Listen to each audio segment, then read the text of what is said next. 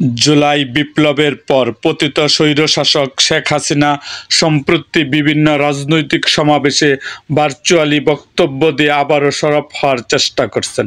একই সঙ্গে বর্তমান পরিস্থিতিতে সংকট মোকাবেলা করে দলীয় কর্মকাণ্ড এগিয়ে নিতে দলীয় নেতাকর্মীদের নির্দেশনাও দিচ্ছেন তিনি। আওয়ামী লীগ নেতারা বলছেন, দলীয় সভাপতির ভার্চুয়ালি দেওয়া বক্তব্যের মাধ্যমে বর্তমান সংকটে নেতাকর্মীদের কী করা দরকার তা বিশ্লেষণ করে ভবিষ্যতে কর্মপন্থা নির্ধারণ করবেন তারা। একই সঙ্গে 14ই ডিসেম্বর বুদ্ধিজীবী দিবস এবং 16ই ডিসেম্বর বিজয় দিবসকে ঘিরে তাদের কর্মসূচি রয়েছে বলে জানান তারা। এদিকে বিএনপির দাবি, শেখ হাসিনা একটি পলিটিক্যাল স্পেস পাওয়ার চেষ্টা করছে। এসব বক্তব্যে তার রাজনীতিতে ফেরা না ফেরার কিছু নেই। পলাতক আসামি হিসেবে পার্শ্ববর্তী দেশ ভারতে আশ্রিত থেকে তার জনসম্মুখে আসার কোনো সুযোগ নেই বলে মনে করে বিএনপি।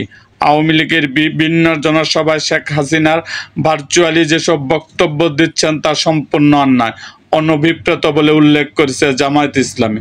পররাষ্ট্র উপদেষ্টা তৌহিদ হোসেন বলেছেন, ভারতে আশ্রয় নিয়ে শেখ হাসিনা বাংলাদেশ বিরোধী কথা বলে সরকারকে বিব্রত করার চেষ্টা করছে, যা দুই দেশের মধ্যকার দ্বিপাক্ষিক সম্পর্কের জন্য সহায়ক না।